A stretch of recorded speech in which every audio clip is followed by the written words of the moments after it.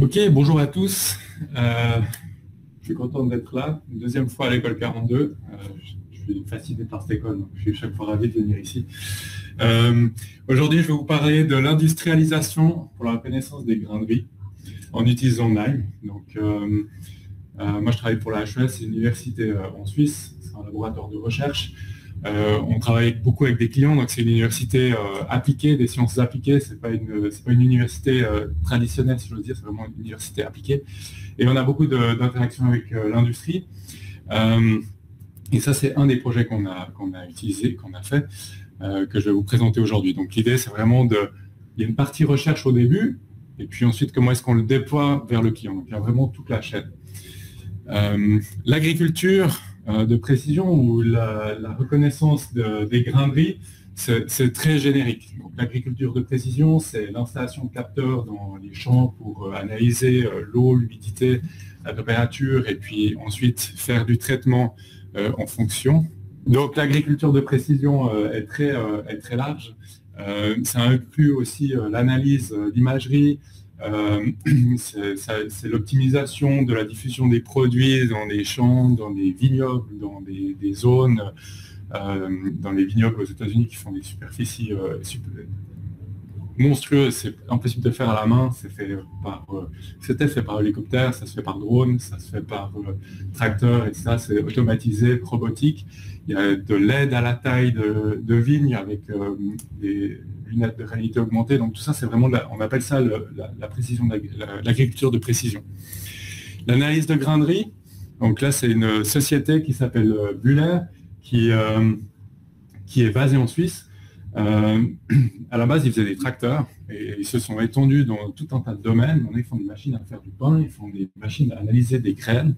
Et leur machine, là, ça s'appelle un Sortex. Ça permet de faire défiler un tas du grain de riz plusieurs fois et puis de faire de l'analyse de qualité avec des caméras. Donc, des caméras à haute définition, les grains de riz défilent en mode rideau. Et puis, en fonction de la couleur, avec de l'air pulsé, ils vont éjecter les graines qui sont de mauvaise qualité, interprétées comme mauvaise qualité, de mauvaise couleur, mauvaise forme, etc. Donc, ils font 20 tonnes par heure de graines qui passent à travers ces machines. Et puis, ils arrivent jusqu'à la graine de pavot. Donc, je ne sais pas si vous imaginez la taille d'une graine de pavot, mais à éjecter juste à l'air pulsé les graines qui leur conviennent pas. Ça passe plusieurs fois, puis à la fin, normalement, on n'a que les graines qui nous correspondent. On va se concentrer ici sur les grains de riz. Un grain de riz peut avoir des défectuosités avant de travailler dans ce domaine-là, j'imagine même pas. Vous regardez dans votre assiette, vous n'avez que des grains de riz blancs d'une taille parfaite et d'une forme parfaite. Ce qu'il faut savoir, c'est que tous les grains de riz qui ont une mauvaise couleur, qui ont été trop chauffés, qui sont moisis, qui sont cassés, ils sont éjectés. Les grains de riz qui sont cassés, ils sont vendus à un tarif plus bas. Ceux qui sont plus petits qu'une certaine taille, ils sont remis ensemble dans un moule compressé, ils le revendent au prix normal. Donc voilà, c'est vraiment un business énorme. Et puis, grâce à ces machines, à la fin, il y a juste les grains de riz qui sont de bonne qualité, considérés comme bonne qualité, qui ressortent. Et c'est là, en fait, qu'il y a une problématique. C'est comment est-ce qu'on contrôle et qui c'est qui interprète. Alors, comment est-ce qu'ils font ça? Ils prennent une poignée de grains de riz, la personne met sur une table et regarde à la main. Voilà. Donc, c'est hyper subjectif, ça dépend qui c'est qui le fait. Puis, c'est un travail pas très passionnant. Au niveau des grains de riz, donc c'est la nourriture principale qu'il y a actuellement dans le monde, avec tout ce qui est autres céréales, mais la majorité, c'est la moitié de la nourriture, c'est le prix. Pour information, il y a plus de 120 000 variétés de grains de riz dans le monde. Nous, on connaît le parabole blanc ou le basmati, en gros, voilà. Mais dans ces différentes gammes, il y a encore toutes dérivées en fonction des pays. Et puis, l'idée, du coup, leur est venue de développer cette box avec une plateforme bleue ici, une lumière contrôlée. On met une poignée de grains de riz ici avec les différentes qualités dans les petites cases. Et puis avec une photo, on prend une photo depuis dessus. Et puis ça permet faire la comparaison de couleurs entre les différentes petites boxes et la zone de grainerie ici, et ça permet de faire une évaluation de qualité. Donc, au lieu que ce soit quelqu'un qui regarde chaque grainerie, il prend une poignée, il met sur le bleu ici, et il compare. Le problème, c'est que les défectuosités, elles sont tellement variées, ça devient vite compliqué. Et puis, surtout, si le grainerie il est retourné, ça demande une deuxième analyse. Ça dépend aussi de la couleur, ça dépend des variétés. Donc, ça demande un entraînement, une comparaison de couleurs pour chaque variété, chaque qualité, etc. Et c'est là, en fait, qu'on est intervenu. Donc, l'idée, c'est de faire de la... Donc là, c'est une photo prise vraiment depuis dessus de la plateforme avec les graineries. C'est pas venir. De la plateforme ici. Là, tac. Et puis, l'idée, c'est que, donc là, on a des graineries qui sont défectueux. C'est difficile à savoir quand vous ne le connaissez pas, mais là, vous voyez des graineries qui sont cassées. C'est les plus faciles à détecter. Et puis, on est parti justement sur une première étape, c'est faire de l'analyse de couleurs, entraîner des modèles ou faire de l'analyse d'images avec des algorithmes traditionnels. Ça veut dire analyse différentielle de couleurs, ça veut dire du domaine fréquentiel pour délimiter les graineries.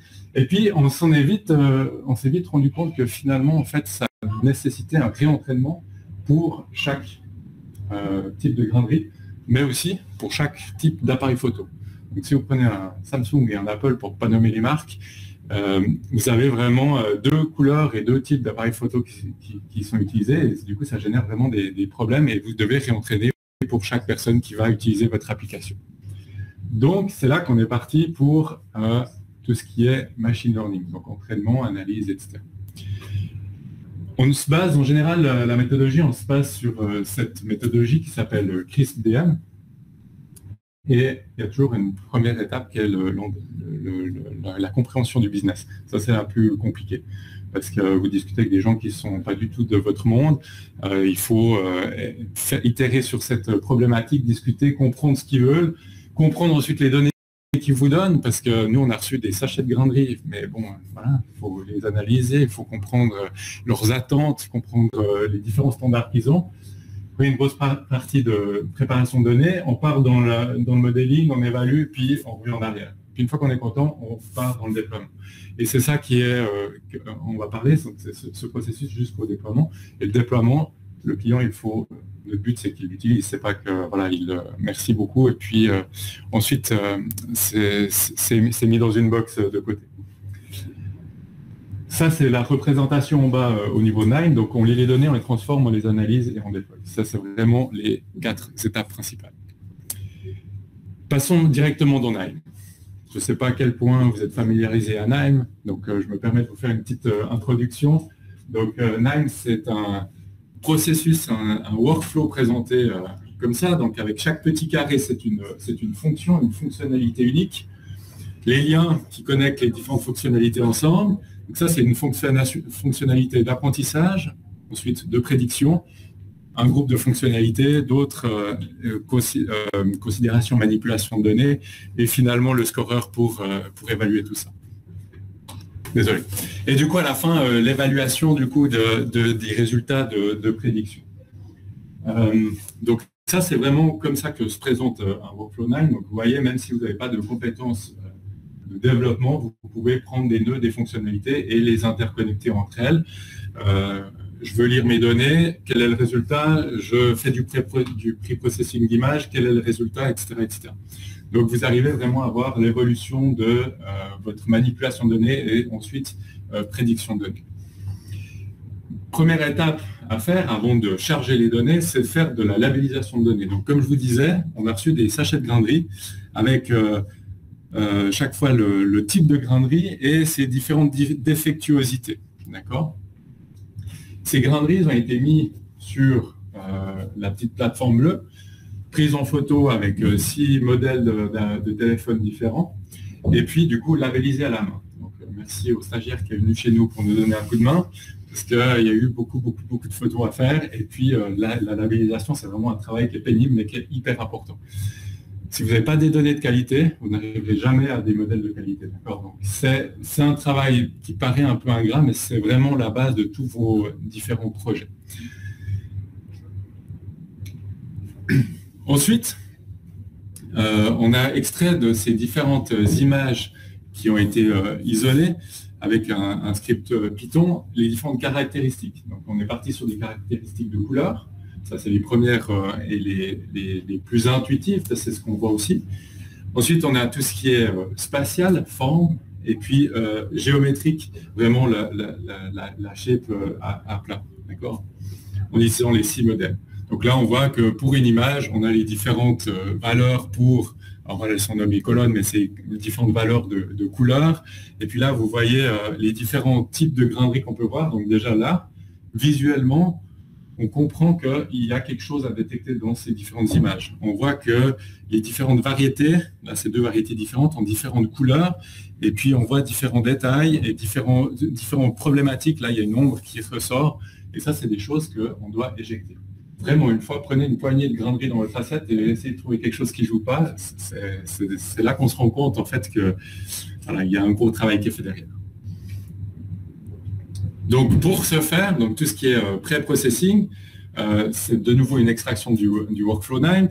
On va d'abord charger on charge les données, ensuite on va supprimer toutes les informations qui ne nous concernent pas, on va chercher les différents types, donc est-ce que c'est un parabole, est-ce qu'il vient d'Espagne, ensuite on leur fait leurs différentes pre-processing au niveau des différents standards. Donc c'est là, il y a 3 standards qui sont, il y a celui de Buller qu'ils ont défini, il y a le USDA, et puis le 3e, j'ai plus le nom, je suis désolé. Ensuite, on enlève tout ce qui ne nous concerne pas, parce que forcément, quand vous faites des extractions de données, vous avez du bruit. Du bruit, ça peut être des graineries qui n'ont pas été détectées correctement, ça peut être des features qui n'ont pas été, des caractéristiques qui n'ont pas été extraites correctement. Donc ça, on les supprime. Et ça, de nouveau, vous devez le faire pour chaque projet. Faire du pre-processing, analyser vos données, contrôler la qualité, etc. Donc vous faites cette boucle que je vous ai montrée tout au début. Ensuite, on s'est rendu compte que avec voilà, donc ISO, USDA et Buller, c'est les trois standards. On s'est rendu compte que finalement, vu les variétés qu'on avait et les standards qu'on avait, plus tous les defects qu'on avait pour chacun des standards, donc les reject damage un peu rouge, un peu piqué, un peu autre, un peu hit, un peu voilà, donc il y a différents, on n'arrivait pas à tous les détecter. Et c'est là qu'on s'est rendu compte, avec des modèles de machine learning, on arrive des fois à des limites en fonction de la quantité de données qu'on a. On n'arrive pas à séparer et à tout analyser. Et c'est là qu'on revient avec ces discussions avec le client. Qu'est-ce qu'on fait? Et on a décidé déjà de détecter ceux qui sont de bonne qualité et ceux qui sont de mauvaise qualité à éjecter. Donc, on repart dans notre pre-processing, on groupe tous ceux qui sont avec les différents damages en une seule catégorie, damage. Donc, on a les bons et les mauvais. D'accord? Ensuite, on passe à la prédiction, à l'apprentissage, pardon. Donc, on apprend notre modèle, on le prédit, et puis ensuite, on doit définir à quel niveau le seuil d'acceptation de bon ou mauvais. D'accord? Donc, pour ce faire, on a nos données, on les sépare en 3 datasets. Premier, c'est l'entraînement. Le deuxième, c'est la validation. Est-ce que mon modèle entraîné est valide? Et ensuite, on garde un set de données qui est de test, où une fois qu'on a notre dernier modèle avec lequel on est content, donc qui fonctionne selon nous, on va lui mettre des nouvelles données qu'il n'a jamais vues. Comme ça, on simule en fait ce dataset que le client va nous donner le jour où il va vouloir tester. D'accord? Donc, on apprend, on a fait différentes itérations, on fait notre prédiction. Ensuite, on arrive à différents thresholds qui sont représentés là. Donc, on a les faux positifs qui descendent et les faux négatifs qui augmentent. Donc, c'est les mauvaises classifications, ceux qui ont les bons qui sont classés en mauvais et les mauvais qui sont classés en bons. Et puis, c'est là qu'il y a la finesse qui vient et la discussion qui vient avec le client. Parce que si on met un threshold à 50, donc la probabilité de partir d'une classe à une classe ou à une autre à 50, on va forcément manquer des grains, donc on aura des bons graineries qui seront classés en mauvais et des mauvais qui seront classés en bons. Donc on a discuté avec Buller et ils nous ont dit on veut un maximum de faux positifs à 1%. Ça veut dire que ceux qu'on considère comme bons, on veut qu'ils soient bons et on a une marge d'erreur seulement de 1%. C'est pas grave si on en manque, d'accord? Donc pour Pour cette expérience, on est à 0,82. On définit le threshold à 0,82. Et puis là, on part dans notre phase de test. La phase de test, on prend le modèle entraîné, on a le prédictor, on sait que c'est à 0,82. On les classe et ensuite on fait notre scorer et on regarde si avec les nouvelles données, on est bon. Si là vous avez un score, disons 80%, donc vous êtes 80% de votre score, il est à 80%, puis que là vous arrivez à un score à 50%, eh ben, votre modèle il a appris beaucoup trop précisément sur vos données de test. Ça veut dire que vos données d'entraînement, ça veut dire que vos données d'entraînement sont soit pas représentatives de votre dataset, soit vous l'avez mal sélectionné. Donc là, il faut repartir et puis vraiment essayer de réentraîner et puis trouver d'où vient l'erreur. On parle d'overfitting. Ensuite, on part sur l'industrialisation. L'industrialisation, c'est la même chose. On va charger les données, on va appliquer les mêmes pre-processing, les mêmes étapes de pre-processing. Sinon, voilà, si vous avez appliqué des filtres sur l'image, etc., si vous ne le refaites pas, eh ben, vous modifiez l'image, vous n'avez pas le même type d'image et vos modèles ne vont pas fonctionner. Et puis là, on a réentraîné en Python le même modèle, le scorer, et puis on crée ici un objet Python pour pouvoir le mettre sur Azure, qui était une des contraintes qu'on nous a fournies. Parce que, bon, voilà, vous développez sur Nime, vous êtes content avec Nime, ça marche bien, etc. Mais le client, il dit non, moi je veux pas Nime, je veux avec Azure. C'est là qu'on peut travailler avec Nime, mais on peut aussi interagir ensuite avec d'autres outils. D'accord? Donc voilà, on a généré nos objets, nos différents objets Python. Et puis, on l'a mis en place avec Azure. Donc, depuis le smartphone, on prend une image, on part, on fait la segmentation de chaque grainerie. Pour chaque grainerie, on extrait les features, on fait le processing, et puis ensuite on fait la classification, et puis on renvoie la réponse. Donc tout ce processus-là, depuis l'application mobile que je vous montrais tout à l'heure, jusqu'avec les communications et les différentes étapes, c'est vraiment, ça fait partie du processus. Le client, lui, il veut ça. Donc, vous prenez la photo, vous uploadez, il fait les différents processus, les différentes communications, il extrait chaque grainerie, les features, et puis ensuite, il fait sa petite visualisation avec une représentation directement des graineries sur la plateforme, et vous avez tout de suite une vue en haut de qu'est-ce qui est, est-ce que c'est bon, est-ce que c'est mauvais, certains où je ne suis pas sûr, et ceux que je rejette. Une visualisation directe, comme ça, ceux qui l'utilisent, ils voient où se situent les différents graineries qui sont mauvais, ils peuvent les vérifier sur son petit plateau, être sûr que c'est ça, et sinon le corriger. D'accord? Voilà. Donc là, vous avez une visualisation des les différents écrans. Mais le problème, c'est que justement, en fonction de la variété, on arrive des fois à des erreurs ou simplement le grainerie qui est tourné, on n'est pas d'accord avec le résultat. Donc c'est là qu'on est entré avec une étape supplémentaire ici en interagissant de nouveau avec Nime pour un réentraînement. Ça veut dire que je fais ma segmentation, j'extrais, et là je fais la classification via Nime pour garder le modèle directement sur la plateforme, et j'envoie la réponse sur l'application mobile.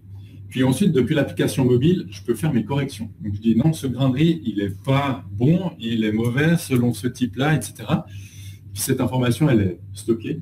Et nous, directement, vu qu'on est toujours ici avec la flexibilité d'entraînement, de réentraînement, d'exportation de modèles, etc., on peut réentraîner le modèle. On réentraîne le modèle avec les nouvelles informations fournies par l'expert. Alors là, attention, il faut que ce soit quelqu'un qui sait de quoi il parle. Parce que sinon, vous introduisez des erreurs supplémentaires. C'est pas n'importe qui doit le faire. Et une fois que vous avez réentraîné votre modèle, vous l'évaluez, vous vérifiez pour être sûr qu'il soit toujours aussi bon qu'avant, voire meilleur, et surtout que vous n'ayez pas introduit des erreurs. D'accord ? Donc voilà comment ça se présente sur Nime. Je ne vais pas entrer dans les détails à ce niveau-là, on peut en discuter si jamais tout à l'heure. Donc là, vous avez les rejects, une démo comment ça se passe, et puis pour chacun des graineries, vous cliquez, vous voyez la probabilité qu'il appartienne à chacune des classes, d'accord ? Puis vous lui changez en fonction de ce que vous voulez le forcer, vous le sauvegardez, et puis ça, on le stocke.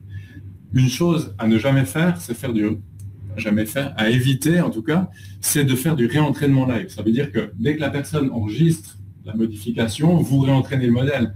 Déjà, ça fait beaucoup d'entraînement en fonction du nombre de grains de riz, mais surtout, vous ne maîtrisez plus du tout la qualité de vos modèles. Donc, quand vous faites ce réentraînement, vraiment, ça c'est quelque chose sur lequel j'insiste, faites un réentraînement et une vérification avant de le redéployer pour une insertion future. D'accord?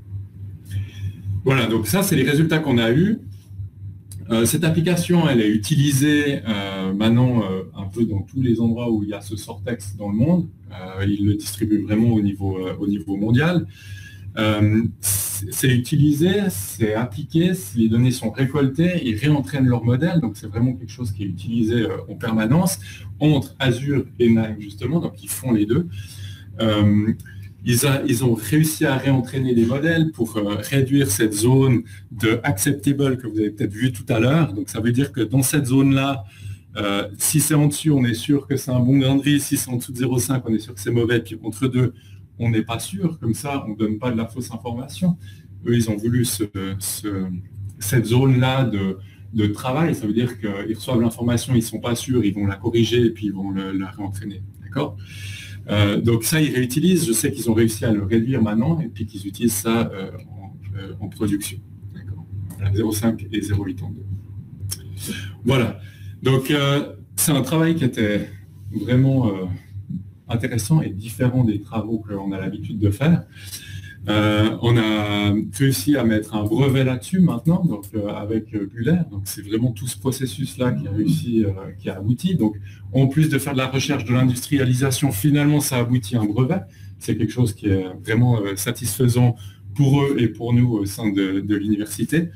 Et puis d'autant plus, et ça c'est quelque chose qui est vraiment très satisfaisant aussi, c'est que c'est utilisé en permanence. Donc on est passé vraiment d'un projet à la base de recherche jusqu'au bout et une utilisation par le client final. Voilà, je ne sais pas si vous avez encore des questions, soit maintenant, soit tout à l'heure. La question serait, c'est entre le lancement du projet, c'est souvent on parle de data science, machine learning, souvent ce qui l'écueil, c'est que quand il faut industrialiser, ça ne fonctionne pas ou qu'on arrête avant. Il s'est passé combien de temps entre le moment où vous avez pensé, où ça a fonctionné et on a industrialisé? Alors le premier projet, en fait on a travaillé par itération de 3 mois. Depuis le premier projet, il s'est passé jusqu'à l'utilisation, jusqu'à la demande de brevet, il s'est passé 1 année et demie. Donc d'abord on a fait les itérations, etc. La partie la plus compliquée, c'était vraiment de comprendre qu'est-ce qu'ils veulent, la qualité des données, d'avoir cette labellisation. Donc c'est ça qui a vraiment pris du temps. Dès le moment où ils ont été convaincus par ce qu'on leur disait, le plus dur à faire comprendre, c'est ça. C'est qu'on ne peut pas avoir soit tout bon, soit mauvais. Donc il faut trouver à un moment donné ce threshold, cette acceptation d'erreur quelque part. Si vous avez un modèle à 100%, vous m'appelez tout de suite, parce que je sais comment vous avez fait. D'accord. Donc du coup, c'est vraiment cette partie-là qui était très compliquée à faire comprendre que même dans cette partie industrialisation, on risque de garder cette petite erreur. Mais ça a été, franchement, pour un projet de la recherche jusqu'à l'industrialisation, 1 année et demie, c'est relativement court. Une question peut-être un peu plus technique, mais ce que j'ai vu, c'est que là, pour chaque client que vous avez, vous développez un modèle qui est spécifique pour le client. Est-ce que c'est un même type de modèle et vous optimisez des paramètres ou, Alors, en fait, on a toujours travaillé avec Buller et c'est eux ensuite qui déploient dans leurs différentes usines, enfin leurs clients, où ça dépend où ils mettent leur machine, leur Sortex. Mais effectivement, en fonction de la variété de grains de riz, c'est potentiellement un réentraînement d'un nouveau modèle qui doit être fait.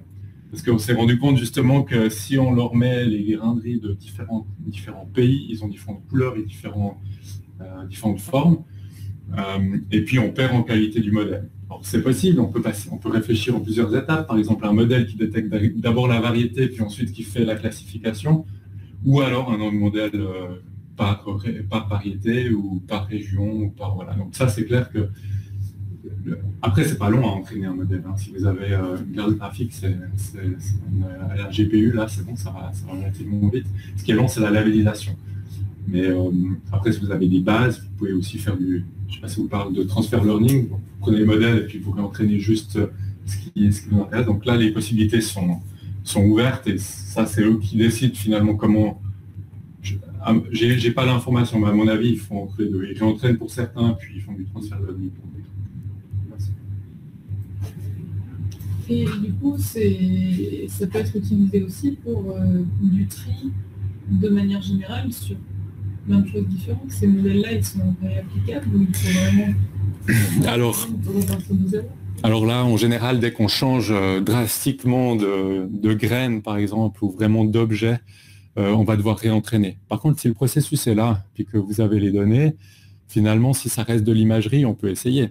Donc, on peut extraire juste l'objet qu'on veut, appliquer les modèles dessus, voir ce que ça donne. On verra que ça ne fonctionne pas. Donc, on fait du transfer learning. Ça veut dire qu'on prend un modèle existant et on rentraîne avec une nouvelle classe, en fait, avec un nouveau type d'objet. Mais c'est clair que la labellisation de ces nouveaux objets sera nécessaire. C'est clair que si vous voulez partir sur quelque chose de complètement différent, ça nécessite un réentraînement de modèle. Mais donc, c'est applicable à d'autres choses. Tout à fait. Oui. Moyennant un temps de relabellisation, oui. etc. Si on veut faire des lentilles. Oui, alors c'est tout à fait. Vous prenez des lentilles, vous faites des photos, et puis on parlait de ça avec les raisins en soi directement, donc l'analyse de raisins. Il y a beaucoup qui se fait aussi sur les liquides, donc l'analyse de liquides. Donc finalement, vous pouvez partir sur tout ce que vous voulez. Vous avez des lentilles, vous triez des lentilles? Non, mais ça m'intéresse, parce qu'en fait, ça doit intéresser tous les industriels, je suppose. Hein. Ah ouais. Non, c'est clair, la reconnaissance d'objets, c'est un domaine très... segmentation, détection d'objets, c'est très à la mode, c'est très utilisé, en tout cas dans tous les domaines. Vous avez ça partout, hein. Vous avez la détection d'objets, vous avez ça même dans vos voitures, finalement. Alors, il y a des lidars, mais aussi des détections de personnes qui traversent la route, etc. Donc, vraiment, c'est quelque chose qui est utilisé, l'imagerie, un peu partout actuellement. Il y a juste un petit lien, je ne comprends pas très bien. La boîte bleue et les analyses qui sont faites avec un smartphone du coup de riz à ce moment-là, c'est supposé refléter le tri que fera la machine. Voilà. En gros, vous prenez la photo et puis en fonction de... Là, vous aviez ça. Ouais. Si vous êtes ici accepte tout au minimum, ça veut dire que votre machine ne s'ajoute pas. Donc du coup, vous pouvez aller la retuner ou peut-être qu'il faut repasser une fois dedans, etc. Et du coup, il y a un vrai bénéfice en plus à renvoyer des résultats parce que ça risque d'augmenter la précision de la machine. Exactement. Peut-être vous devez simplement passer une deuxième fois ou peut-être c'est pas la bonne couleur que vous éjectez, etc. Du coup, si j'ai bien compris, le côté difficile des industriels, c'est de réfléchir au threshold et aux faux positifs et faux négatifs. Parce que vous leur demandez de choisir, et du coup, ils galèrent. Alors, c'était pas de choisir qui était compliqué, c'était de leur faire comprendre pourquoi il fallait choisir. Ah. Parce que c'est clair, quand on veut un modèle, on veut qu'il fonctionne à 100%. Ça, c'est quelque chose qu'on aimerait qu'il fasse de la détection, de la classification parfaitement. Et de juste faire comprendre que souvent un risque d'erreur reste, il doit rester, hein, il est présent partout. Ça, c'est quelque chose sur lequel il est important de discuter, de faire comprendre et surtout de négocier. Parce que voilà, nous on a réussi à négocier 1%, c'est pas beaucoup. Donc voilà, c'est cette partie-là qui est très difficile. Alors certainement pas avec tout le monde, mais nous on a eu beaucoup de difficultés là. Moi, je voudrais savoir quel est le niveau de complexité pour transférer de Line à Xeon. Alors là, il y a eu, alors c'était où? Ici. Finalement, je trouvais, désolé, avant, voilà. Donc le processus, nous, qu'on a utilisé, c'est ça. Donc on a simplement réentraîné le même modèle qu'on avait, mais en Python, donc c'est juste un code Python, mais ça vous le trouvez sans problème, c'est quelques lignes de code. Vous faites la prédiction et vous sauvegardez ça en objet Python. Et cet objet Python, il est directement interprétable par les outils de Azure. Donc non, la complexité là, elle était vraiment très réduite. Deux questions. Oui. Précisément, qui sont des questions plutôt de type 9. Oui. Précisément sur ce schéma et sur le précédent, donc, quelque chose qui rejoint ce qui vient d'être dit, on utilise d'abord des composants NIME, en prédicteur, etc. Les deux composants verts qu'on voit ici, mais c'est du pur NIME qui est avant, et ensuite vous passez à Python. Pourquoi pas avoir fait du Python dès le début, en fait? Parce que c'est... Alors, c'est clair qu'on aurait pu partir sur du Python directement. Maintenant, l'inconvénient du Python, c'est que, alors nous, on peut directement coder en tant qu'informaticien, mais c'est pas à la portée de tout le monde, finalement. Et puis, nous, on est parti d'abord dans un premier temps avec les outils de NIME qui proposent, donc les différents learners. Pourquoi? Parce qu'on n'a pas besoin de coder. On met dedans, on paramétrise, et puis ça nous permet de faire des prototypes rapides et d'avoir un prototype directement sans faire du code, en fait. Maintenant, si vous êtes directement dans le domaine, vous pouvez partir en Python, ça c'est certain. C'est une deuxième question qui ressemble un peu. En fait, il me semble bien que d'abord NIME est manipulable en Python, c'est-à-dire qu'on peut très bien faire un modèle NIME et ensuite le manipuler en Python sous réserve d'avoir la machine Java qui va derrière, un NIME installé quelque part. C'est la première chose. Ensuite, NIME est disponible sous Azure. Du coup, je ne vois pas, vous voyez, le passage en Python ne paraît pas forcément obligatoire. Alors, s'il est disponible sur Azure, je ne suis pas au courant, il ne l'était pas en 2019. Bon, vous pouvez toujours l'installer. Mais ouais, non, parce que après, vous ne pouvez pas exécuter de la même manière. Vous n'avez pas les mêmes... Ça va être une VM. Voilà, exactement. Vous n'avez pas les mêmes taux de réponse, vous n'avez pas les mêmes... donc ça, c'est problématique aussi, parce que si vous prenez une photo, puis que vous envoyez, puis vous devez attendre que l'environnement NIME se démarre, ou voilà. Après, je ne maîtrise pas Azure, mais... c'est des complexités qui sont que le client en tout cas ne désirait pas. Donc c'est pour ça qu'on est parti sur un objet Python qui directement intégré dans le processus et renvoie la réponse quasiment instantanément au final. Voilà, c'est pour ça que je vous en prie. Mais alors je savais pas que alors machine virtuelle peut-être. Ouais. Mais je connais pas assez Azure, je saurais pas vous dire. Mais ça c'est pas. Ouais.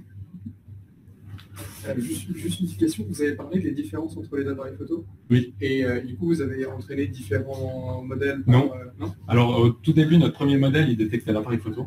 Donc, voilà, il ne détectait pas la qualité des grains de riz. C'est là qu'on s'est rendu compte des différences. Et puis, du coup, on a ajouté ce paramètre-là. Et puis, il en tient compte. Donc, maintenant, c'est là. Et du coup, ma question, c'est si vous n'avez pas pu faire ça, est-ce que vous auriez pu un autre moyen de calibrer la photo, par exemple, en mettant une certaine image dans la boîte ou quelque chose comme ça pour essayer d'être... Alors oui, il y a toujours moyen de prendre un appareil photo de référence, d'évaluer tout ce qui est couleur, donc faire vraiment l'extraction de couleur de l'image, de la transformer en autre chose que du RGB.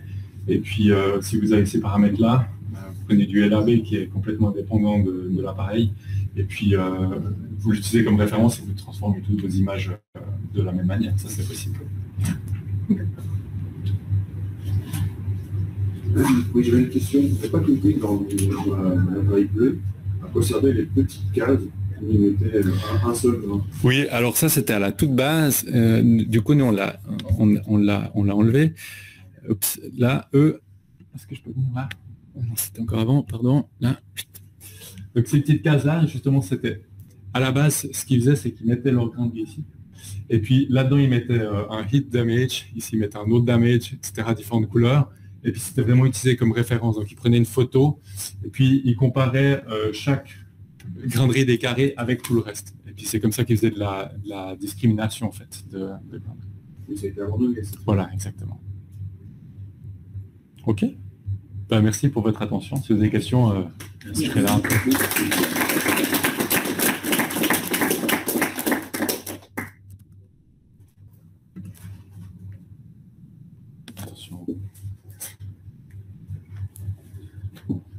Alors, bonjour à tous. Donc moi, mon objectif visiblement, c'est de vous tenir voilà, en forme avant les pizzas. Je sais qu'il est un peu tard. Donc merci déjà d'être là. Hein. Donc moi, Luc Dufour, donc, je suis chef de projet à EDF aujourd'hui. Je suis PhD en data science appliquée au bâtiment à énergie positive. Et aujourd'hui, en choisissant un peu le sujet, je me suis dit que c'était pas mal d'actualité de vous présenter le pilotage énergétique de bâtiments. Donc c'est un peu là, aujourd'hui, je vous présente les résultats de mon doctorat, mais qui a été fini en 2017, mais visiblement qui est plus que d'actualité aujourd'hui. Donc en Donc j'ai divisé un peu ma partie en 5 grands points. Donc au début, un petit contexte énergétique. Après, quels étaient les objectifs de ces travaux, la méthodologie mise en place, je vais vous présenter les résultats et la conclusion.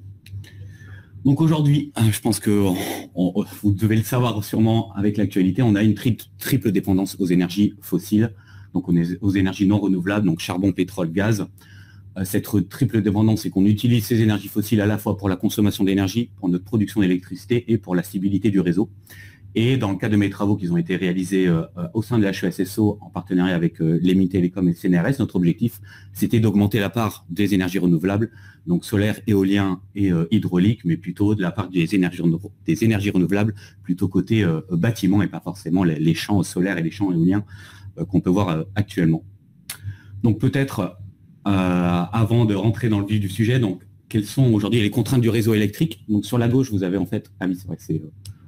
avec quelque chose comme ça pour pointer, je crois. Oui, il ne faut pas être trop... Donc je vais le faire comme ça. Donc en fait, sur la gauche, vous avez un peu la stabilité du réseau électrique européen en 2020. Donc on a une contrainte sur ce réseau électrique, c'est que la production d'électricité doit toujours être égale à la consommation. Donc à gauche, vous avez toute la consommation d'électricité, puis à droite, vous voyez tout ce que l'Europe a utilisé sur l'année 2020, donc principalement l'énergie fossile et ensuite l'énergie nucléaire. Et puis sur la droite, vous avez le schéma, quel est le fonctionnement de notre réseau électrique aujourd'hui. Donc ça va du haut vers le bas, donc c'est plutôt de gros moyens centralisés pour ensuite aller descendre vers nos maisons ou nos appartements pour nous fournir l'électricité dont on a besoin. Mais pour avoir cette stabilité du réseau électrique, on a aussi une nouvelle contrainte, c'est que ces énergies renouvelables, c'est marqué en haut à gauche, sont intermittentes. Elles sont des fois décentralisées et des fois raccordées au réseau basse tension, là où on n'a pas d'information. Donc, comment on fait tous les énergéticiens d'Europe pour stabiliser le réseau? On utilise différents moyens de production. Et les premiers moyens sont souvent des moyens avec des énergies non renouvelables, type le gaz ou le pétrole ou le charbon. Et en fait, en fonction de ces différents moyens, ont différents niveaux de réactivité. Donc, par exemple, l'hydraulique est très, très réactif, les centrales thermiques un peu moins, et le nucléaire, c'est un peu plus longtemps. Et donc, quel a été l'objectif de ces travaux? Donc, par rapport au schéma précédent, on voit juste que la flèche est maintenant bidirectionnelle, c'est-à-dire que, vu que on s'était basé il y a maintenant plus de 5 à 10 ans, que les appartements, les maisons et les quartiers allaient devenir presque à énergie positive, c'est-à-dire qu'on allait installer du solaire sur ces bâtiments. Et comment on peut aller faire utiliser ces nouveaux moyens de production au niveau local pour en fait essayer de contribuer à la stabilité et à la stabilisation du réseau. Donc c'est là où est venue un peu la notion de smart grid qui nous est venue des États-Unis et qui a été déployée plutôt en Europe sous la notion de microgrid. Donc smart, ça veut dire c'est gros, micro en Europe c'est plutôt au niveau du quartier ou de la somme de quartier. Puis là il y a plusieurs microgrids qui ont été énoncés. Puis ces travaux sont présentés sur l'un des microgrids, celui du Technopole de Sierre sur lequel j'ai pu travailler pendant plusieurs années. Mais il y avait quand même des contraintes sur ces microgrids actuels, c'est qu'on est sur des solutions propriétaires, type EDF avait son microgrid, ou Engie ou d'autres énergéticiens. Donc on n'avait pas d'accès aux données quand j'ai fait ces travaux. Et il y avait toujours une vision électrique. Et donc, principalement, si on veut faire de la flexibilité sur le réseau, on parlait plutôt de pilotage par batterie électrique. Et on verra quelle a été l'innovation apportée dans ces travaux.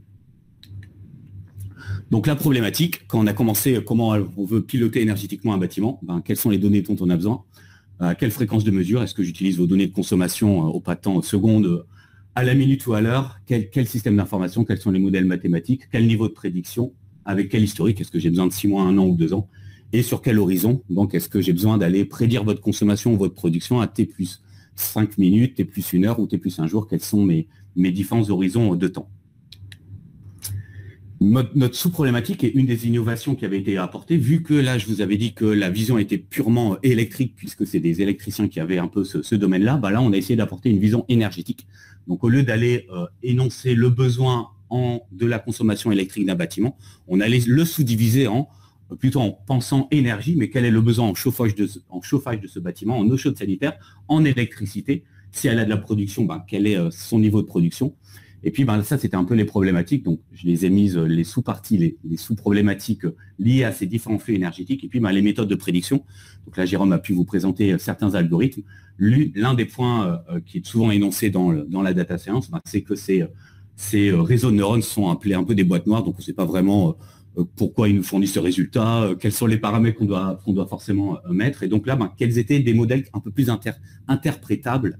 Et c'est celui dont d'ailleurs qui a fourni les meilleurs résultats et que je pourrais vous présenter, vous parler par la suite sur ce modèle mathématique. Donc notre objectif dans ces travaux, c'était de fournir un bilan énergétique prédictif à T+1 heure. Donc vous prenez votre maison ou votre appartement, quelle va être votre consommation d'énergie dans une heure, quelle va être votre production d'énergie dans une heure pour après fournir des algorithmes de pilotage et enclencher ou non votre chauffage, votre eau chaude ou votre véhicule électrique si vous en avez un connecté à votre maison.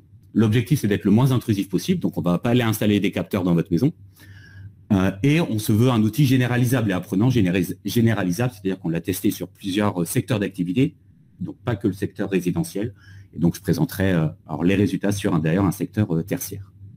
Et donc notre objectif, c'est d'aller prédire chacun de ces usages énergétiques, d'aller prédire la production, puis essayer après de fournir une stabilité au niveau de notre maison, mais cette maison qui maintenant est aussi un producteur, presque, c'est un mini EDF, il va pouvoir fournir des services aussi au réseau. On le voit bien en ce moment, on va vous demander à certains instants, peut-être cet hiver, de couper votre chauffage, votre eau chaude ou votre électroménager. L'objectif, c'est que là, le système le fasse automatiquement. Donc, comment on utilise ces données pour ajuster un microgrid? Donc, un microgrid, c'est soit un bâtiment qui possède un système de production qui va pouvoir fournir des services au réseau. Donc là, on a un microgrid, donc ça peut être une maison ou l'agglomération de maisons ou d'appartements pour former un quartier. Donc on utilise des paramètres énergétiques qui sont plutôt à basse vitesse, l'inertie de notre bâtiment. On utilise des données électriques qui là vont être plutôt à haute vitesse, donc plutôt pas de temps secondes. On utilise les données de production solaire, des données de stockage, donc soit à travers le véhicule électrique, soit à travers l'inertie thermique de votre bâtiment. On met tout ça dans notre base de données. On utilise donc notre modèle de prédiction qui a été fait sous NIME pour ensuite fournir des ordres de pilotage à un algorithme de pilotage qui va ensuite éteindre ou non certains appareils suivant ces prédictions. Donc, quelle a été la méthodologie globale appliquée? Donc, au début, un peu comme l'a dit Jérôme, la compréhension du problème, c'est sur la gauche, on appelle ça, là j'ai mis SI pour système d'information. Quels sont les acteurs qui vont utiliser cet outil? Quelles sont les fonctionnalités après qu'on en découle en fonction? Donc, quel est le besoin en fait de nos acteurs? Là, les acteurs, c'était des énergéticiens. Ensuite, après, on a bien normalement une référence. Donc là, on fait des études énergétiques parce que je veux faire de la prédiction énergétique de bâtiments, mais il me faut bien d'abord une référence. Donc, on utilise des outils énergétiques. L'outil, d'ailleurs, je crois, Pléiade Comfy, Izumba, qui était un logiciel français qui a été créé par le CNRS. Ensuite, on collecte la donnée. Donc là, je ne vais pas entrer dans ce schéma-là, dans cette présentation, mais c'est aussi un point crucial, comment on collecte la donnée électrique et autres. Ensuite, on fait de la préparation de données, là, qui avait utilisé Sunai, puis ensuite de la prédiction, qui va pouvoir après être utilisé, qu'on envoyait d'ailleurs en Python et qui était utilisé par des énergéticiens. Donc si on part sur la gauche, et en fait, je vais aller dans les 5 grandes étapes, et vous les décrire en haut à droite, les 5 grandes étapes de cette méthodologie. Donc là, juste pour définir les fonctionnalités, je les ai définies en 3 gros blocs à gauche. Donc ce que nous demandait l'énergéticien, c'était de fournir de la prédiction énergétique pour lui améliorer ses modèles, parce qu'on peut imaginer que forcément, si on se trompe sur la prédiction, c'est aussi beaucoup d'argent qui est dépensé pour l'énergéticien. Donc là, on lui a apporté des meilleures prédictions énergétiques, de l'aide au pilotage, donc lui définir ce qu'on appelle une capacité d'effacement. Votre chauffage, votre eau chaude, ça représente 1 ou 2 kW d'effacement à un instant T s'ils sont allumés. Et ensuite, l'optimisation, là c'est plus côté mathématique, donc on veut que nos modèles soient optimisés, donc définir le minimum de données en entrée pour avoir le même niveau de prédiction à la fin. Donc là, un rapide point sur qu'est-ce qu'un bilan énergétique, puisque c'était une innovation portée dans ces travaux. On ne parle pas d'électricité, mais on parle d'énergie de bâtiment. Donc l'énergie d'un bâtiment, dans notre maison, on a des pertes à travers nos murs, nos combles, le sol, si ce n'est pas forcément bien isolé, on appelle ça de la perte par enveloppe. On a de la perte par ventilation, on ouvre les fenêtres, s'il fait chaud chez nous, forcément la chaleur s'en va. On a des pertes liées à notre réseau de distribution de l'eau chaude sanitaire. Et ensuite, on a des gains, par exemple les gains solaires, le solaire frappe sur notre maison. Et les gains internes, moi ici, quand je parle devant vous, je produis 150 watts de chaleur, peut-être un peu plus si je suis très, très en forme. Et on a l'inertie du bâtiment. Donc là, si mon bâtiment a un mur de 20 cm de côté, forcément, il y a l'inertie du bâtiment qui va pouvoir apporter ou non de la chaleur, suivant que je suis en été ou en hiver. Donc ces flèches sont soit en 30, soit sortantes, suivant que je suis en été ou en hiver. Et donc, un peu comme le réseau électrique, je dois toujours avoir la totale de mes déperditions égale à la totale de mes gains. C'est-à-dire que au lieu d'avoir en fait une équation là, que je ne vous ai pas mise pour pas trop faire peur non plus, au lieu d'avoir une équation électrique, je partais d'une équation thermique pour ensuite aller faire le pilotage énergétique de bâtiment. Et donc là, on revient un peu là sur des schémas que Jérôme a pu vous présenter, cette même méthodologie. Donc l'évaluation, je définis un modèle de référence. Après, on va collecter de la donnée. Donc là, on a installé des capteurs au niveau des compteurs globaux des différents bâtiments. On va stocker la donnée, on va la traiter, ensuite on va la distribuer. Donc là, à travers NIME, cela nous a permis d'aller nous connecter à différents capteurs qui avaient des pas de temps différents, donc à la seconde et autres. Donc, avec plusieurs centaines de paramètres, on avait aussi entre 50 et 100 stations météo qui étaient connectées à notre système. Notre objectif, donc là on est toujours sur la côté préparation des données, donc là j'ai eu la méthodologie, donc là on va extraire des caractéristiques. Donc là c'est une courbe de charge globale entre 1h et 5h du matin d'une maison. Donc là on ne va pas forcément regarder à gauche les petites équations mathématiques, mais là on voit juste que notre objectif c'est d'aller essayer de soutirer de la connaissance sur ce signal électrique. Donc là typiquement on voit que ça c'est un réfrigérateur congélateur, je le montre aussi pour mon stagiaire de l'école 42 ici présent, puis qu'on essaye de les agréger en ce moment. Et donc là, notre objectif, c'est d'aller, par exemple, essayer, là c'est ce que j'ai mis, définir des sauts de puissance. Donc là, on voit qu'on a un saut de puissance. Donc ça, c'est la puissance active. Ça, c'est la puissance réactive. On va essayer d'aller définir des patterns dans les signaux électriques qu'on va mettre en entrée de nos modèles pour essayer d'aller améliorer la prédiction. Donc ça, c'est un peu des données d'entrée qu'on met. La variation de puissance, des statistiques. Et on essaye aussi d'extraire le temps pour ensuite, ce temps nous permet d'ajouter des informations que j'ai nommé planning de production. Donc là, ce qu'on voit, c'est la courbe de charge globale moyennée d'une entreprise qui est une entreprise de fabrication d'étiquettes. Donc forcément, on voit que si on a ces informations, si on a le planning de production de l'entreprise, forcément, ça va nous permettre d'améliorer nos modèles parce qu'on aura forcément un modèle pour le samedi, un modèle pour le dimanche et un modèle pour les jours de la semaine, vu que la courbe de charge est totalement différente en fonction de des jours de la semaine. Et on voit aussi que des informations type pause déjeuner, arrivée au départ du personnel, c'est des choses qu'on va extraire automatiquement du signal pour aller, par exemple, forcément aussi, on le voit bien, entraîner un modèle qui va être spécifique pour la nuit, spécifique pour le samedi, pour le dimanche et pour les jours de la semaine. Donc là, on a identifié des caractéristiques. Notre objectif, en particulier, là, ça a été fait que sur le secteur résidentiel. J'espère que ça ne va pas vous faire peur. Donc là, notre objectif en utilisant ce logiciel NIME, c'était d'essayer d'aller identifier des appareils électriques. Et là, ça a été fait dans le cas en Suisse.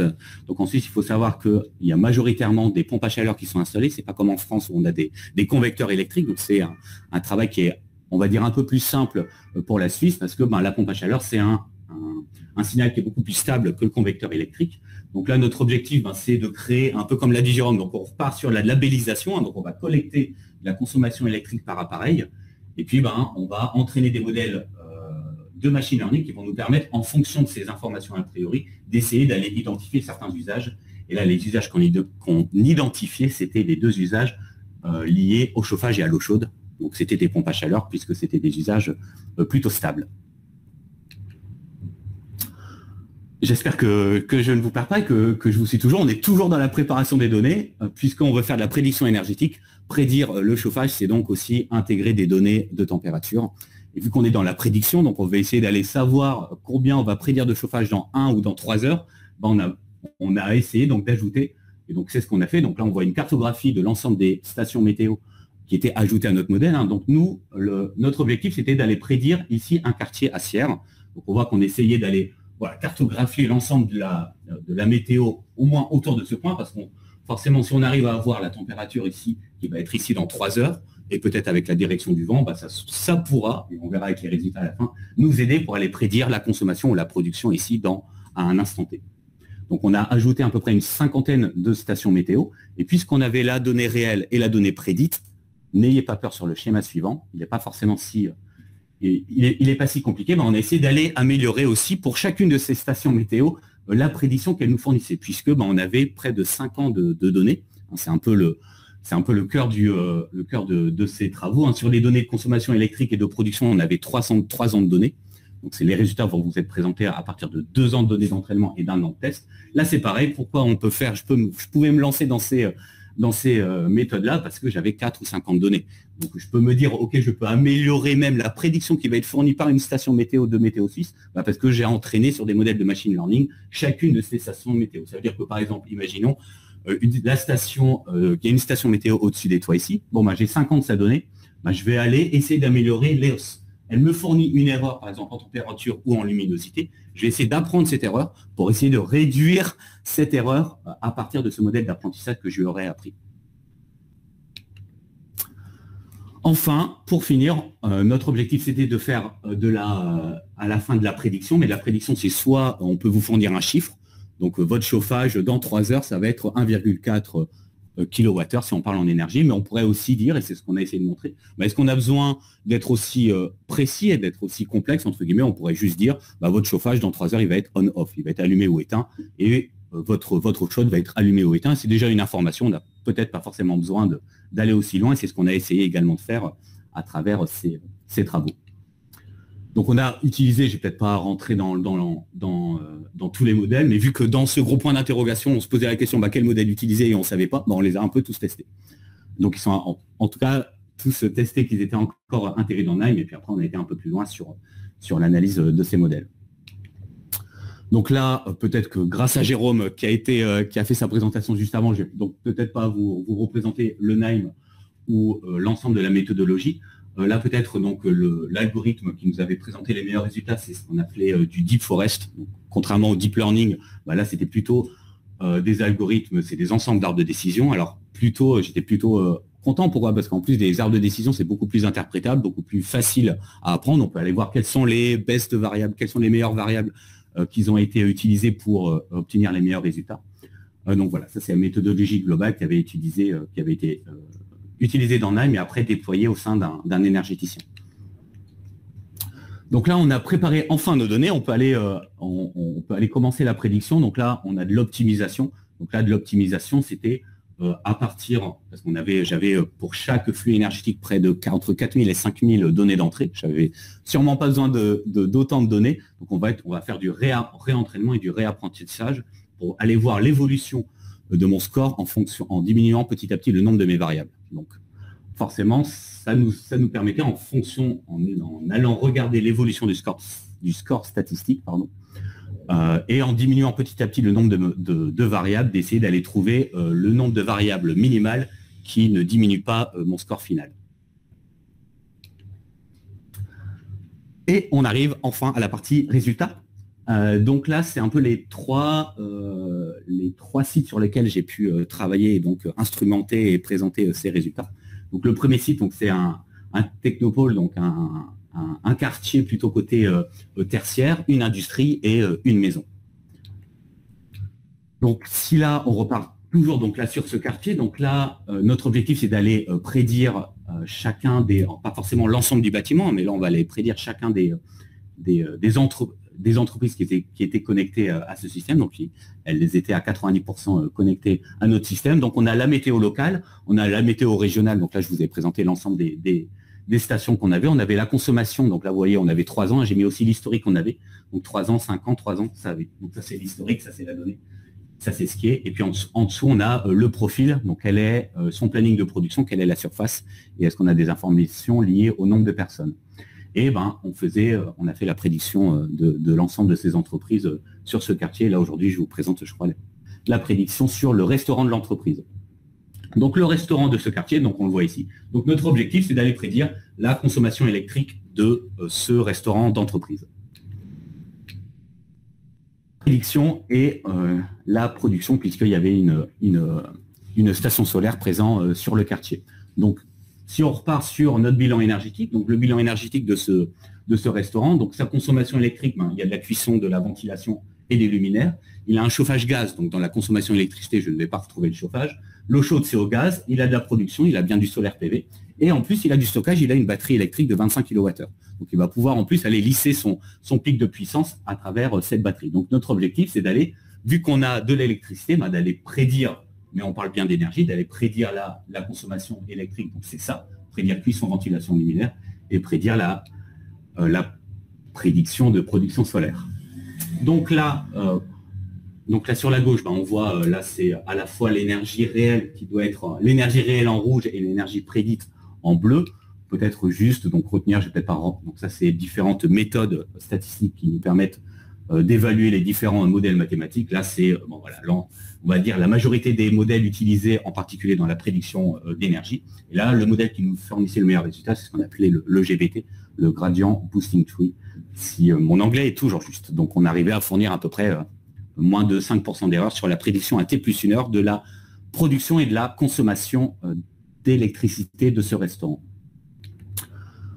Là, c'est toujours, donc là, avant, si vous revenez, si vous vous souvenez, je parlais à la fois des fois de prédiction, donc on n'avait pas forcément toujours besoin d'aller prédire 1,4 kWh votre chauffage, mais des fois juste savoir on-off.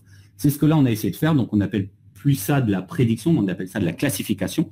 Et donc là, notre objectif, on repart toujours sur ce restaurant. Donc là, c'est la courbe de charge, toujours là, de ce même restaurant, moyennée donc là sur un mois. Et donc là, notre objectif, c'est d'essayer d'aller prédire des classes. Donc ces classes, c'est une consommation d'énergie, plus ou moins un intervalle. Donc là, ça a été représenté par exemple suivant ces 6 classes. Donc là, on entraîne un modèle qui nous permet d'aller définir nos classes de manière automatique. Et puis, notre objectif, c'est pas d'aller prédire une consommation électrique particulière, mais c'est d'aller prédire ces classes. Donc, dans 3 heures, est-ce qu'on va être dans la classe 1, 2, 3, 4 ou 5 ? Et donc là, pareil, on fournit des résultats et on définit quel est le meilleur algorithme qui nous permet d'aller définir la classe suivante. Donc là, à plus de 98%, on sait pour l'heure suivante définir dans quelle classe va se situer la consommation d'énergie de ce restaurant. Voilà. Donc là, on a ces résultats. Je vous ai parlé d'optimisation. Notre objectif, c'est d'essayer après d'aller optimiser nos modèles. Donc là, sur la gauche, c'était si je mets des données qui ont un pas de temps plus long, donc pas 1 minute et 1 heure, est-ce que je diminue énormément mon résultat? Et puis là, c'était ce que je parlais aussi. Si on diminue le nombre de variables, donc au début, on voit que je suis parti avec plus de 4000 variables. Et on définit le nombre minimal de variables, là c'est 15. Donc avec 15 variables, j'arrive à avoir le même niveau de résultat sur ce modèle mathématique. On parlait de prédiction de consommation, on a fait la même chose sur la production solaire. Donc là, sur prédiction, et pourquoi j'en ai mis 2, ne me demandez pas, j'ai l'air... Ah non, c'est pas les mêmes. Donc là, c'est la prédiction de production solaire, donc en bleu, toujours le réel, et en rouge, la prédiction. Et donc là, forcément, ce qu'on avait montré, c'est que plus on ajoutait de stations météo aux alentours, plus on arrivait à diminuer notre modèle mathématique, à diminuer notre erreur, sachant que c'était toujours les mêmes modèles, donc les Deep Forest qui fournissaient les meilleurs résultats. Et toujours la même méthodologie, donc on a fait aussi cette méthodologie de classification sur la production solaire. Donc la production solaire, j'ai essayé de le schématiser ici. Prédire le solaire, c'est donc prédire la météo. Prédire la météo, on le voit bien des fois quand on regarde la météo après le journal ou pas d'ailleurs. Donc là, notre objectif à gauche, c'était d'aller rassembler un peu l'ensemble des différents niveaux météorologiques en 5 classes. Et puis, comme d'habitude, d'aller prédire dans quelle classe on va se situer sur l'heure suivante. Donc, pour conclure, là, je vous ai présenté, j'espère rapidement et j'espère que je vous ai tenu jusqu'au bout, une méthodologie qui nous permet d'aller fournir, basée sur des données de consommation et de production à différents pas de temps, des niveaux de prédiction de consommation et de production d'un bâtiment. Et à partir de ces éléments-là, on voit bien que ces éléments vont être intégrés, donc soit directement dans une box qui sera connectée à votre chauffage et à votre eau chaude pour aller piloter ces éléments d'une manière automatique. Là, aujourd'hui, ces prédictions avaient été industrialisées dans un énergéticien en Suisse. Et aujourd'hui, je travaille chez un autre énergéticien en France, et ces prédictions sont également très utiles et utilisées. Voilà, à votre disposition si vous avez des questions. Merci de votre attention.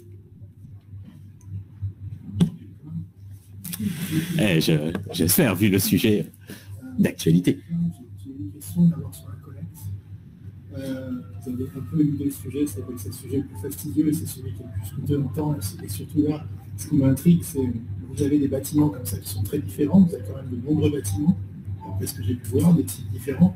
Donc comment ça se passe, une collecte, et où est-ce que vous allez chercher les informations précisément sur les murs, le nombre d'étages, l'année de construction, l'état de la toiture, la façon dont ce bâtiment est utilisé. parce que ça fait un nombre d'ensemble comme ça, de très hétérogène. Vous êtes appuyé sur des bases, vous avez fait une collecte quasiment en visite in situ avec des experts. Donc deux éléments. Donc le premier élément, c'est vrai que la collecte, c'est je pense un travail ou une présentation en soi de 30 minutes, en particulier sur la consommation. Notre objectif, donc premier point, pour aller mesurer la consommation électrique, on se situe au niveau du compteur global. Donc là, on avait testé plusieurs technologies différentes. Aujourd'hui, la dernière technologie qui est sortie il y a 1 an ou 2 ans, c'est d'aller placer sur le compteur Linky ce qu'on appelle, attendez, en plus, trop bien, je vais. Vous avez bien, je pense. C'est ça. Donc en fait, c'est d'aller placer ça sur votre compteur Linky. Ça va aller communiquer avec une gateway, donc un mini ordinateur dans votre maison, pour aller mesurer la puissance, votre puissance au pas de temps 5 secondes. Donc ça, c'est un premier élément pour avoir l'information. Pour les informations type énergétique, là, c'est des visites sur site, hein. Un expert, donc expert énergie, qui va aller demander l'année de construction et tout. Mais ça, ces éléments nous permettent juste d'aller construire notre modèle de référence et pas d'aller construire notre modèle mathématique de prédiction. Je n'ai pas besoin d'aller savoir l'année de construction du bâtiment pour aller fournir une prédiction énergétique d'un bâtiment. Par contre, j'en ai besoin pour aller après comparer mon modèle mathématique avec ce modèle énergétique que j'ai construit basé sur un logiciel de simulation qui prend énormément d'informations a priori en compte, comme l'année de construction, le type de mur ou ce genre de choses. La parole non plus, j'en ai 2 autres. Oui, je ne suis pas le chef de...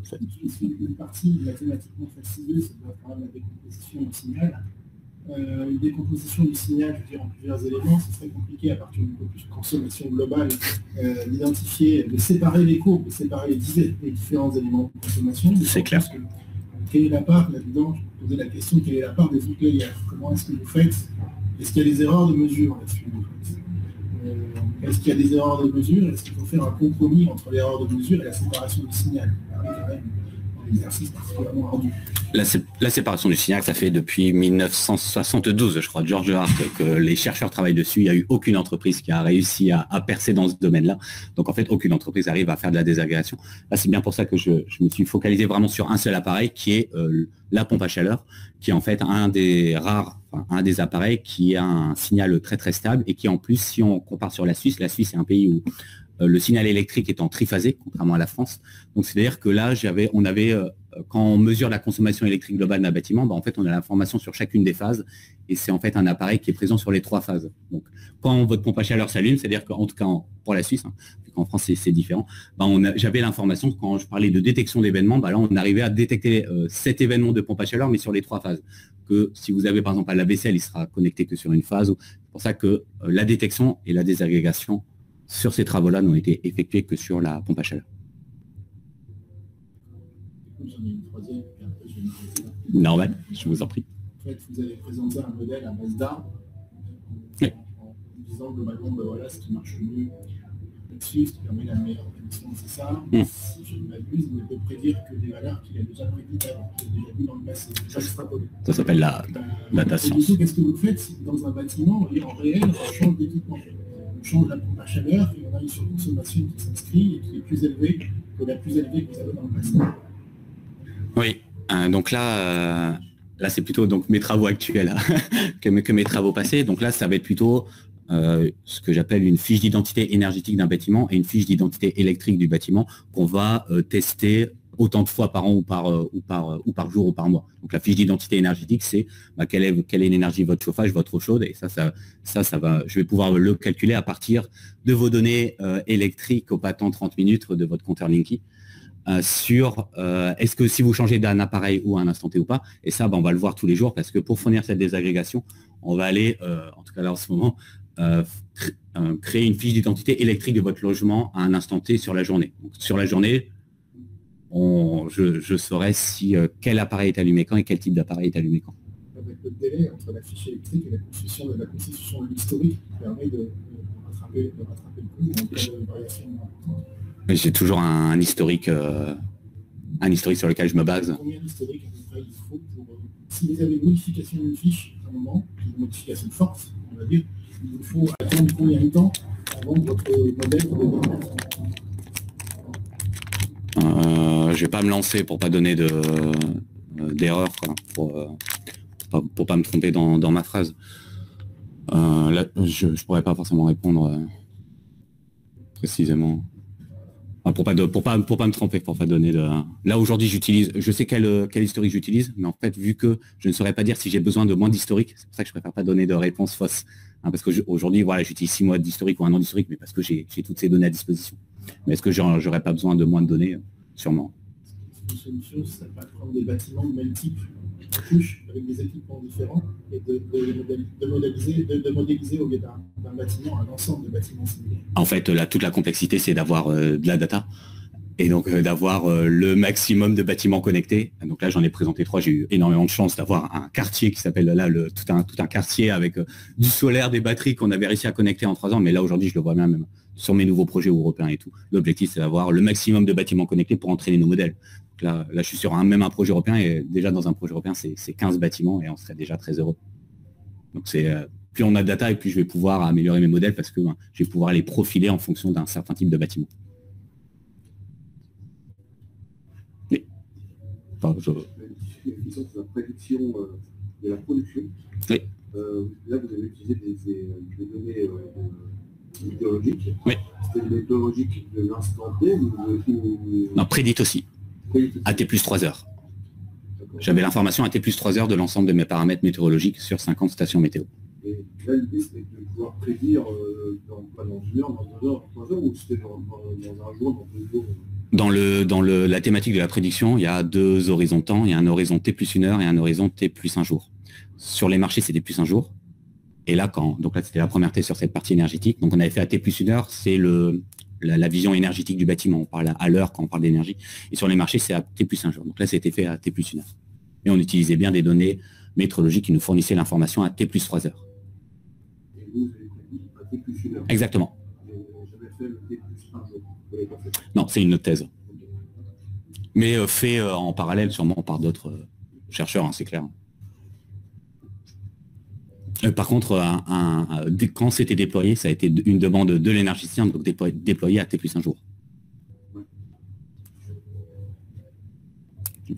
Bon, ça rejoint ma question. En fait, je me demandais comment vous aviez créé le plus 1 heure, la prédiction à plus 1 heure, pourquoi plus 1 et pas plus 3, mais pour le plus 1 heure, donc là c'est vraiment dans l'énergie du bâtiment. Donc là c'était une des innovations, on ne parle pas d'électricité, on parle d'énergie du bâtiment.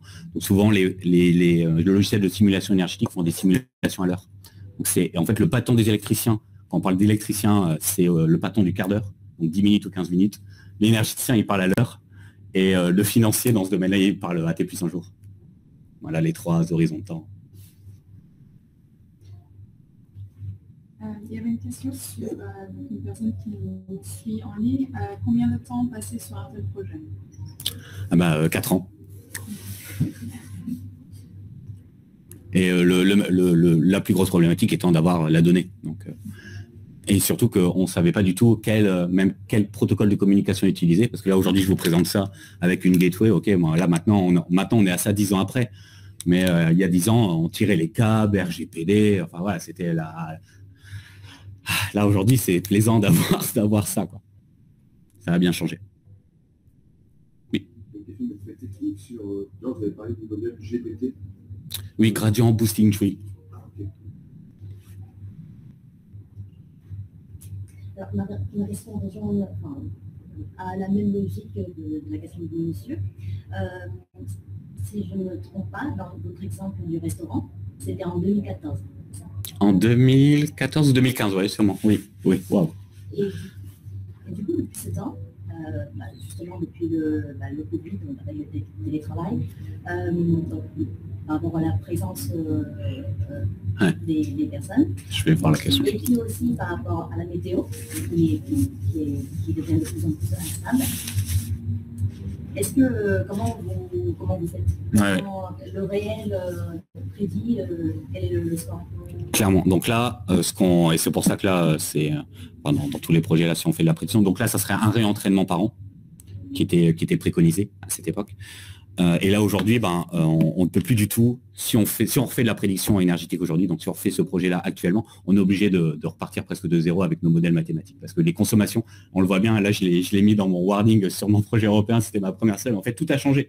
La consommation, les personnes là aujourd'hui, déjà je suis moi 3 jours par semaine, ou 5 jours par semaine même, si on prend samedi et dimanche chez moi, en télétravail. Donc le midi j'allume ma cuisson, donc tout a changé d'un point de vue consommation électrique, donc je suis obligé de repartir presque de zéro. Donc tant mieux si là on a des projets pour recollecter de la donnée, donc on est obligé de recollecter de la donnée parce que même la donnée de nos maisons, mais même d'un restaurant, enfin tout a changé quoi. Donc c'est pour nous la contrainte d'aller collecter de la nouvelle donnée. Il faudrait combien de temps justement pour que ce soit fiable? Plus d'1 an.